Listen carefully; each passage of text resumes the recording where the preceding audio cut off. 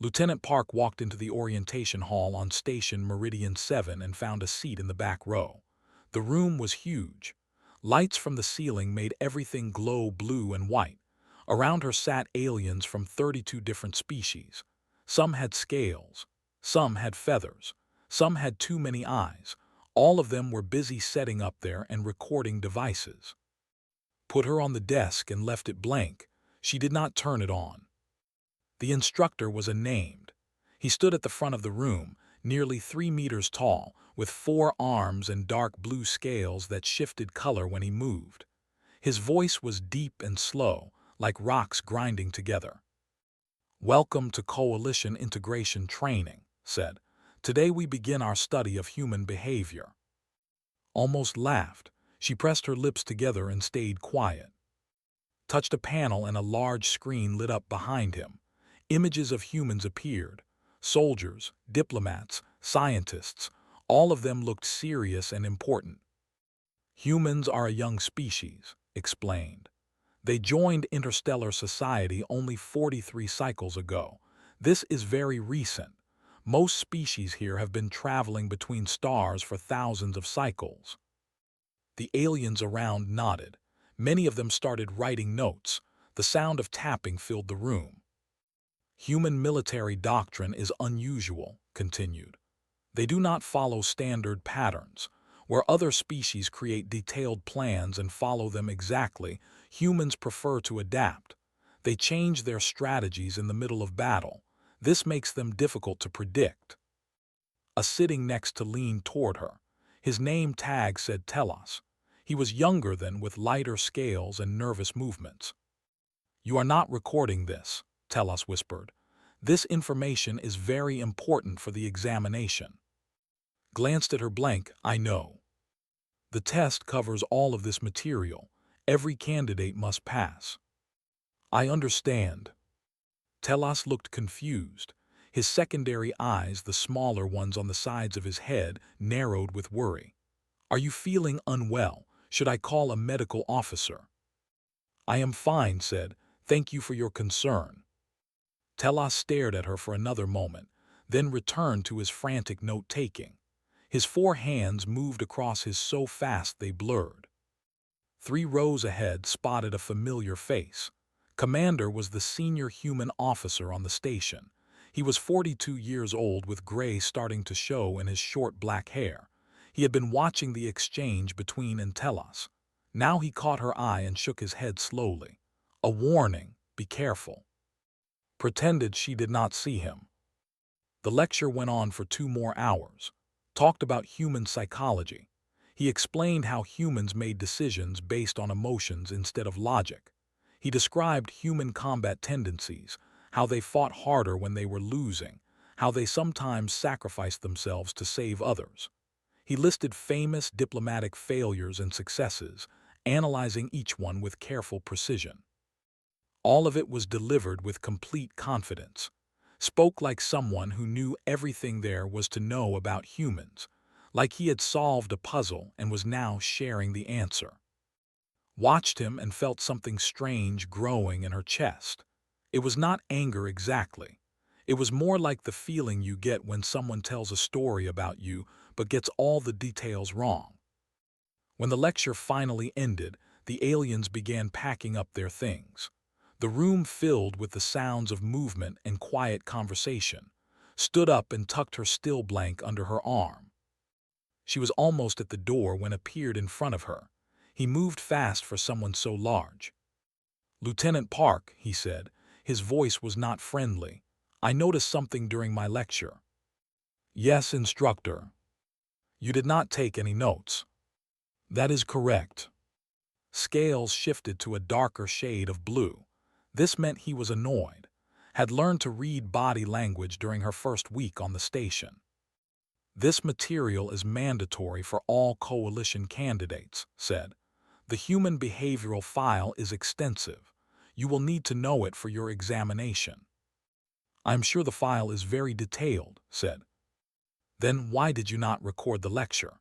Do you believe you already know everything about your own species?" It was a trap question. If she said yes, she would sound arrogant. If she said no, she would have to explain why she had not taken notes. Commander had stopped in the corridor outside. He was watching through the doorway, his face tight with concern. Other aliens were watching too, curious about the confrontation. "No, instructor," said carefully. "I do not believe I know everything." "Then explain yourself." Thought about her options. She could apologize and promise to do better. That was the safe choice, the diplomatic choice, the choice that would not cause problems. But something in his voice bothered her. The certainty, the way he talked about humans like they were specimens in a laboratory. "I simply found the material familiar," she said. His four arms crossed over his chest. "Familiar. This is advanced coalition intelligence analysis. It took our best researchers 15 years to compile." "I am sure it did." "You think you know better than coalition intelligence." "I did not say that, instructor." They stared at each other. The room had gone quiet. Everyone was watching now. Finally stepped aside. "Report to supplementary study sessions tomorrow. You clearly need additional instruction." "Yes, instructor." Walked out of the room without looking back. In the corridor, Commander fell into step beside her. "That was not smart," he said quietly. "Probably not. Has a lot of influence here. He has been teaching this course for 20 years. He does not like being challenged." Kept walking. "I did not challenge him." "You did not agree with him either. For that is the same thing." They reached a junction in the corridor, stopped and turned to face her. "What is going on? You have been acting strange since you arrived. The blank, the attitude. What do you know that you are not telling me?" Looked at him. Had been a good commanding officer back when they served together on the UES Horizon. He was still someone she trusted. But she was not ready to explain yet, not until she was sure. "Nothing," she said. "I am just tired from the journey." Studied her face for a long moment. He did not believe her. She could see it in his eyes. "Be careful," he said finally. "This is not the Navy. The coalition has different rules, different politics. Making enemies here can follow you for a long time." "I understand." He nodded and walked away toward his quarters. Stood alone in the corridor, thinking about the lecture, about his confident voice reciting facts about human nature, about the feeling in her chest that would not go away. Something was wrong, she could feel it. She just needed to figure out what. 2 weeks passed on Station Meridian 7, attended every lecture. She sat in the back row. She never took notes. Watched her with growing irritation, but he did not confront her again. The other aliens began to whisper about her. The strange human who did not write anything down. The one who stared at the instructor with an expression no one could read. Some thought she was arrogant. Others thought she was stupid. A few wondered if she was sick. Ignored all of them. She spent her free time in the station's library hub. It was a beautiful place, with walls made of crystal that glowed softly in the darkness. Holographic displays floated in the air, showing information in dozens of languages. The library contained knowledge from across the galaxy, millions of years of history and science and art. Was not interested in any of that. She was looking for something specific. On her 14th night on the station, she found it. She was searching through Coalition intelligence archives when a file caught her attention. It was labeled Human Behavioral Analysis and Combat Doctrine, a comprehensive study. The document was classified as required reading for all integration candidates. It was also the foundation of everything taught in his lectures. Opened the file and began to read. The first page was an introduction explaining that the document had been compiled from field observations and intercepted communications over a 15-year period. The author was listed as anonymous.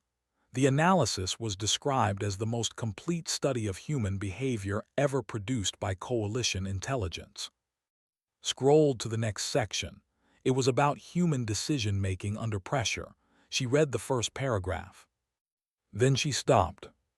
Her hands went cold. Her heart began to beat faster. She knew these words, she knew this writing, the phrasing, the examples, the way the sentences were structured. She knew all of it because she had written it. 7 years ago had been a young ensign on the UES Horizon. She was 23 years old and fresh out of the Naval Academy. Her job was simple. She wrote briefing reports for her captain, tactical assessments, psychological profiles of alien species they might encounter, strategic recommendations for different scenarios. She had been good at her job, very good. Her captain had praised her reports. He had said she had a gift for understanding how people thought and why they acted the way they did. Those reports had been transmitted through standard military channels, encrypted, of course, secure, or so everyone believed. Now was looking at her own words, translated into coalition standard and presented as alien intelligence analysis. She laughed out loud. The sound echoed through the empty library. "Something amusing, Lieutenant." Turned. A scholar was watching her from across the room. Her name was. She looked like a giant moth, with soft gray feathers covering her body and large compound eyes that reflected the library's glow. "Just finding an old friend," said. Tilted her head in a gesture that meant confusion, then returned to her own research. Downloaded the complete file. She took it back to her quarters and spent the entire night comparing it to her archived reports from the Horizon. The match was perfect, not just similar, not just inspired by, perfect. Entire sections had been word for word. Someone had taken her briefings, removed her name, expanded them slightly, and presented them to the coalition as original intelligence work. 15 years of research, they claimed. The best minds in coalition intelligence. And the foundation of all of it was the work of a 23-year-old human ensign who had just been trying to help her captain. Did not know whether to feel angry or proud. She settled on something in between. The next morning, she sat in lecture on human risk assessment under fire. She watched him pace at the front of the room, his 4 arms gesturing as he explained how humans evaluated danger. "The human mind processes threat differently than most species," said. "They do not simply calculate odds of survival. They factor in emotional considerations, loyalty to companions, sense of duty, personal honor. These factors often override rational self-preservation." Remembered writing those exact words. She had been describing her captain at the time, commander who had once flown his damaged ship into enemy fire to rescue a stranded crew. He had nearly died. When asked him why he had taken such a risk, he had said, "Because they were my people." She had put that in her report. She had tried to explain to future readers why humans did things that seemed irrational, why they sometimes chose death over abandonment, why they fought harder when the odds were against them. Now was reciting her explanation back to a room full of aliens. He spoke with the authority of someone who had discovered a great truth. He had no idea the truth had come from the species he was analyzing. After the lecture went back to the library. She began searching for more files. She found dozens. All of them drew from the same source. Coalition diplomatic protocols for dealing with humans, military strategies for engaging human forces, psychological profiles of human leadership patterns. All of it traced back to her briefings, her words, her understanding of her own people.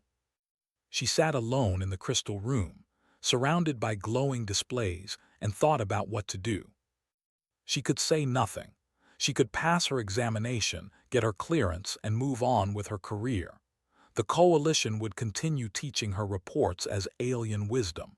Humans would continue being analyzed using their own stolen communications. Nothing would change. Or she could speak up. She could reveal what she had found. She could prove that the entire foundation of coalition human studies was built on intercepted mail and one ensign's personal observations. That would cause problems, big problems, political problems that would reach across species and governments and organizations, problems that might follow her for the rest of her life. Thought about Commander's warning, be careful, making enemies here can follow you for a long time. She thought about's confident voice, his certainty, his belief that he understood humans better than they understood themselves. She thought about her captain on the horizon, flying into enemy fire because his people needed him. Made her decision. She began gathering evidence. It took her 3 more weeks. She documented every connection between her original reports and the coalition files. She created a presentation showing the parallel passages side by side. She prepared arguments and explanations and answers to questions she knew would come. When she was ready, she waited for the right moment. The certification examination was in 5 days. The whole station would be watching. Every candidate would be tested. Every result would be recorded. That was when she would reveal the truth.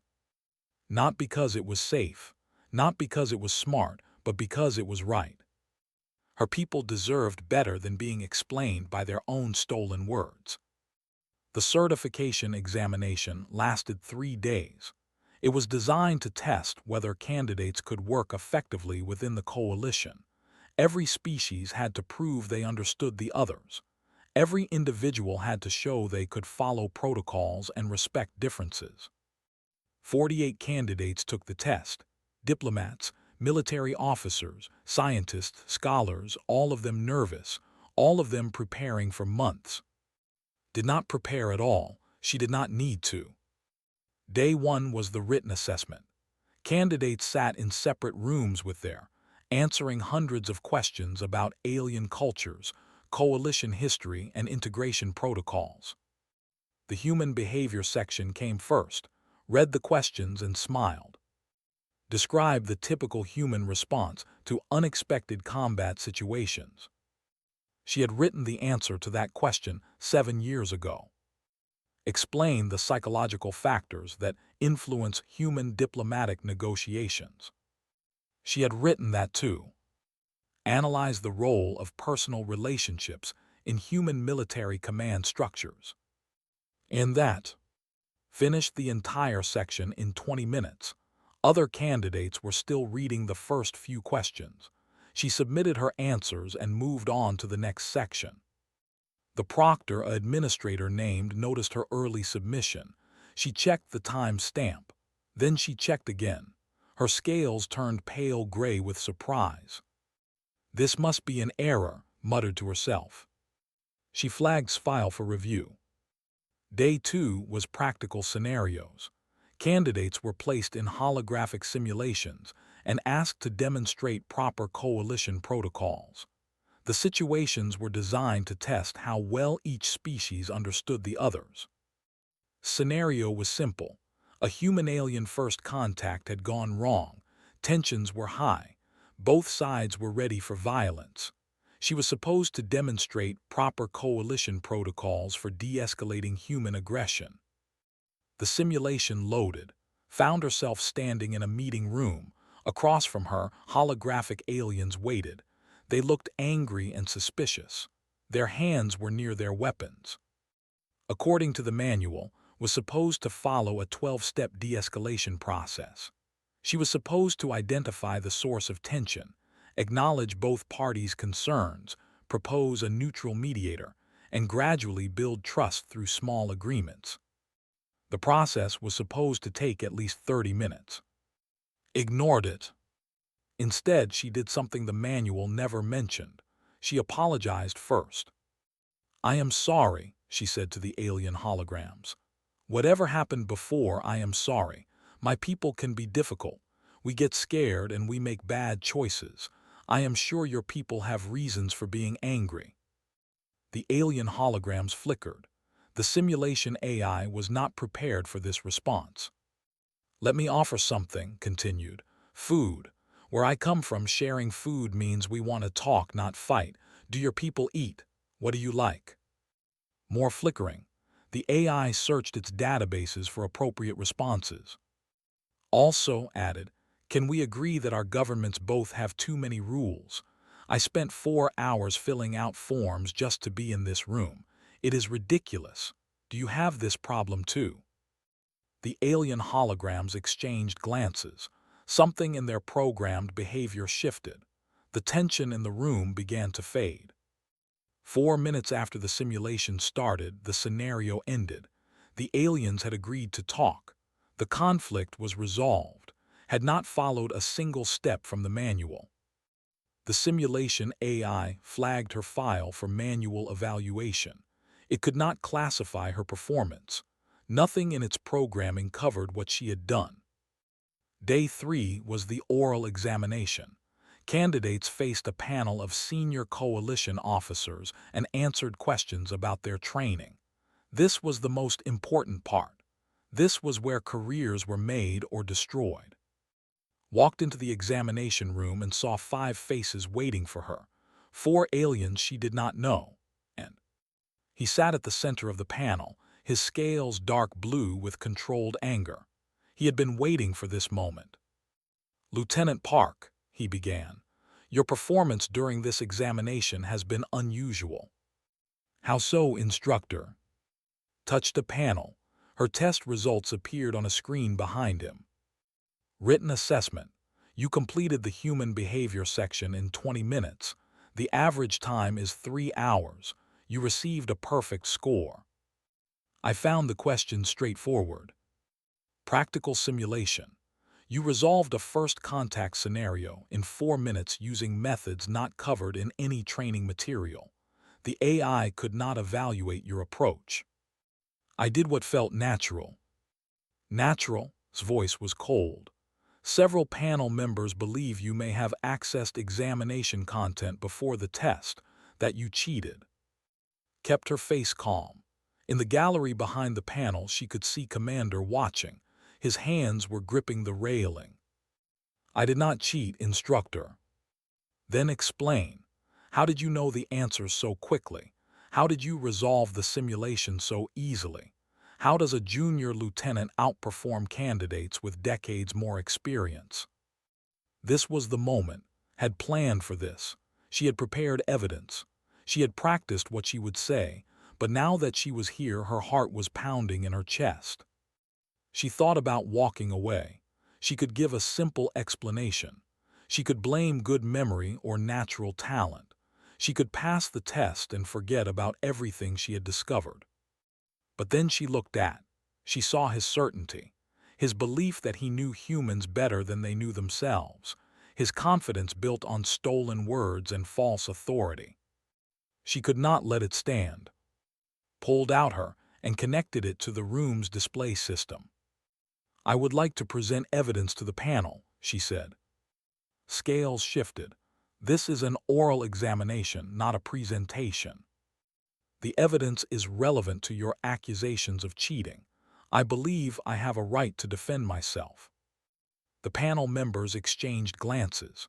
One of them, an elderly with faded feathers, nodded slowly. Proceed, she said, but be brief. Activated her presentation. 2 documents appeared on the screen side by side. On the left is Coalition Intelligence File 7742 Alpha, she said.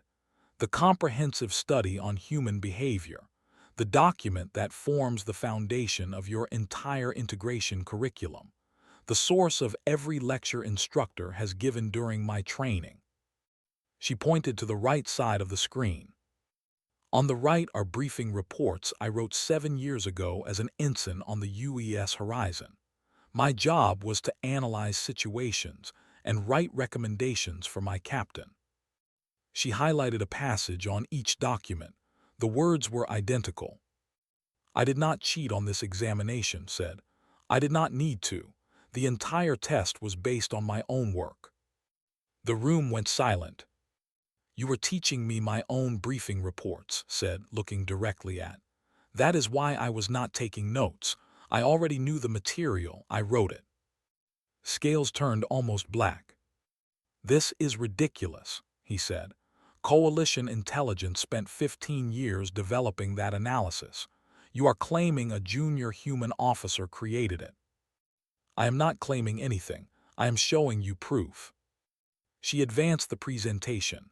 More parallel passages appeared, dozens of them, hundreds, all showing exact matches between coalition files and her original reports. "Someone intercepted human military communications," said. "They took my briefings, removed my name, and presented them as original research. Your entire understanding of my species is based on the observations of a 23-year-old ensign who was just trying to help her captain." The panel members stared at the screen. They stared at. Nobody spoke for a very long time. Finally, the elderly leaned forward. "This is a very serious accusation, Lieutenant," she said softly. "Do you understand the consequences?" Nodded, she understood. She just did not care anymore. "I understand," she said, "and I stand by every word." The news spread across the station within hours. By the next morning, it had reached 3 different governments. A human lieutenant had accused coalition intelligence of stealing military communications. She had proof. She had shown it to an examination panel. The footage was being reviewed by lawyers and diplomats and security officials on a dozen different worlds. Became famous overnight, she also became a problem. Demanded a full investigation. He said was lying. He said she had somehow faked the documents. He said this was a human plot to undermine coalition authority. His voice shook with anger when he spoke to the Security Council. The Coalition Security Council demanded explanations of their own. How had human communications been intercepted in the first place? Who had authorized the operation? Why had no one noticed that the source material came from a single junior officer? The human delegation demanded acknowledgement. They said their species had been studied using their own stolen work. They said this was a violation of trust. They said the coalition owed them an apology. Everyone was angry. Everyone blamed someone else, and was at the center of all of it. She spent the first week after the examination in endless meetings. Security officers asked her the same questions again and again. Where did you find the documents? How did you recognize them? Why did you wait so long to reveal the truth? Are you working with any foreign agencies? Do you have contacts in coalition intelligence? She answered everything honestly. She had nothing to hide. Commander became her unofficial protector. He attended every meeting with her. He made sure she had food and rest. He kept reporters and curious aliens away from her quarters. One night, after a particularly long session with Coalition Internal Affairs, they sat together in her small room and shared a bottle of rice wine that had somehow found on the station. "You know," said, "you could have just let it go." Sipped her wine. "You said that before." "I keep hoping you will agree with me." "I cannot agree with something that is not true." Sighed. He looked older than he had a month ago. The stress was wearing on him too. "What happens now?" asked. "I do not know. The coalition is divided. Some members want to punish you for exposing classified operations. Others want to punish the people who ran those operations. A few are even saying you should receive a medal." "A medal?" "For exposing corruption, for standing up for your species," smiled tiredly. "Humans like that sort of thing, apparently. We reward people who cause problems." Laughed despite herself. "The human delegation is demanding a formal apology," continued. "They want the coalition to admit they stole our communications and used them improperly. They want changes to how intelligence is gathered. They want oversight." "What do you think will happen?" "I think the coalition will apologize eventually. They have to. The evidence is too clear, but it will take time. Governments move slowly, especially when they are embarrassed." They sat in silence for a while. Outside the window, stars drifted past. The station was rotating slowly, creating the illusion of movement in a universe that was impossibly still. "Why did you do it?" asked finally. "Really, not the official answer you give to investigators, the real reason." thought about the question. She had asked herself the same thing many times. "Do you remember Captain?" she said. "From the horizon." "Of course, good man, brave, a little crazy. I wrote those reports for him. I was trying to help him understand the aliens we might encounter. I was trying to explain things that were hard to explain. How people think. Why they do what they do. What makes them fight or give up or keep going when everything seems lost." She finished her wine and set the glass down. "I put everything I understood about humans into those reports, everything I believed, everything I hoped, and then I watched teach those same ideas back to me like they were alien wisdom, like he had figured us out, like we were a puzzle he had solved." Her voice hardened. "We are not a puzzle. We are not a file in a database. We are people, complex and strange and sometimes terrible and sometimes wonderful. No report can capture that, especially not a report written by a scared young ensign who was just trying to do her job." Nodded slowly. "So you were angry." "I was more than angry. I was insulted. For myself, for my species, for every human who would ever be taught that they could be understood through stolen mail and second-hand analysis." She looked at him directly. "They should have asked us. If they wanted to understand humans, they should have talked to us. Instead, they spied on us and decided they knew everything. That was their mistake, and someone needed to show them." The investigation concluded 6 weeks later. The results were made public in a coalition-wide broadcast. Coalition intelligence admitted that File 7742 Alpha had been improperly sourced. The communications interception program that collected the original material was shut down, was removed from his teaching position, and reassigned to a research station in a distant sector. The human delegation received a formal apology and a promise that integration protocols would be revised. A new committee was formed to develop better methods for cross-species understanding, and received a communication from the Coalition's advisory board. They were creating a new position, Human Cultural Consultant on the Integration Committee. The job would involve developing accurate educational materials about human society. They wanted her to lead the project. Read the offer 3 times to make sure she understood. They wanted her to teach them about humans, properly this time, with permission and collaboration instead of theft and analysis. She found in the station's observation deck, staring at the stars. "They offered me a job," she said, showing him the message. He read it, his eyebrows rose. "After everything that happened, after you embarrassed half their intelligence department. Apparently, they decided I know humans well enough to teach about them, since I did it accidentally once before." Laughed. It was a real laugh this time, not tired or worried. "You know what this means," he said. "You will have to actually explain us now, not just write reports for one captain. You will have to make them understand billions of people." "I know. That is an impossible task." "I know. You are going to accept anyway, are you not?" Looked out at the stars. Somewhere out there were 100 different species trying to understand each other. Some of them did it badly.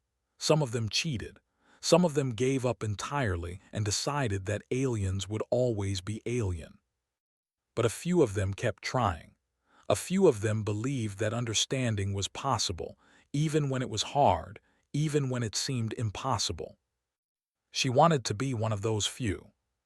"Yes," she said, "I am going to accept." Nodded. "Then I suppose I should congratulate you, Lieutenant. Or should I say consultant?" Smiled. "Lieutenant is fine for now, but give it time." 1 year had passed since the examination room confrontation. Station Meridian 7 looked the same. The lights still glowed blue and white. The corridors still hummed with the sounds of dozens of species moving and talking and living together. But something had changed. Lieutenant Commander Park stood at the front of the orientation hall, the same room where she had once sat in the back row with a blank. the same room where had lectured about human behavior with such misplaced confidence. Now she was the instructor. The room was full of new candidates. She counted representatives from 18 different species, diplomats with their shifting scales, scholars with their soft feathers, several species she still could not pronounce correctly, and in the back row, a handful of human officers waiting to see what she would do. One of them caught her attention, a young ensign named Lee. He was 22 years old, fresh from training, with the nervous energy of someone who desperately wanted to do well. He reminded her painfully of herself at that age. Smiled and began. "Welcome to Introduction to Human Integration," she said. "My name is Lieutenant Commander Park. I will be your primary instructor for this program." She activated the display behind her. A document appeared. The title read Understanding Humanity, a Collaborative Framework. "This curriculum is new," explained. "It was developed over the past year by a joint working group of humans and coalition members. It replaces the previous material, which was built on stolen communications and one-sided analysis." A ripple of discomfort passed through the section. Some of them remembered the scandal. Good, they should remember. "We are going to do things differently now. Instead of treating humans as a problem to be solved, we are going to explore human culture and psychology as humans actually experience it. This means I am not going to lecture at you for hours about what we theoretically do in difficult situations." She touched the display. A holographic scenario began loading around the room. "Instead, we are going to put you in difficult situations with human colleagues. You will learn more from 10 minutes of actually working with us than from 10 hours of reading about us." A candidate raised one of his 4 hands. He was young, probably a diplomatic trainee. "Instructor, is this approach approved by coalition standards? It seems unstructured." "It is approved," said. "I helped write the new standards, and yes, it is unstructured. That is the point. Humans do not follow structures very well. If you want to understand us, you need to experience our chaos firsthand." In the back row, Ensign raised his hand. "Lieutenant Commander, will some of the alien candidates find human behavior difficult to handle?" "Probably," said. "Some of them might find us loud. Some might find us unpredictable. Some might think we are reckless or emotional or strange. That is part of the lesson." She looked out at the room. Dozens of faces looked back at her, some curious, some skeptical, some afraid. "Let me be honest with you," she said. "Humans are not easy to understand. We are full of contradictions. We say one thing and do another. We make decisions that do not follow logical patterns. We fight for causes that seem hopeless. We love things that hurt us. We hurt things that we love." She paused. "Any framework that makes us seem simple is lying to you. Any document that claims to explain us completely is wrong. We have not figured ourselves out yet. How could anyone else do it for us?" The room was very quiet. "So here is what I can offer you," continued. "I cannot give you a manual that will make humans predictable. I cannot teach you rules that will always work, but I can show you how we actually live, how we actually think, how we actually feel. And if you pay attention, if you really try to understand, you might learn something useful." She activated the first simulation. The room transformed into a busy human marketplace. Sounds and smells and movements surrounded the candidates. Many of them looked overwhelmed. "Today's exercise is simple," said. "You need to buy something from one of these vendors. That is all. No protocols, no rules, just talk to them and see what happens." The candidates began moving through the simulated market. Most of them looked confused. A few tried to apply coalition negotiation standards. It did not work well.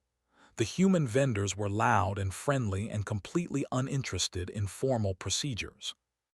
Watched a candidate try to bargain using a structured offer-counteroffer system.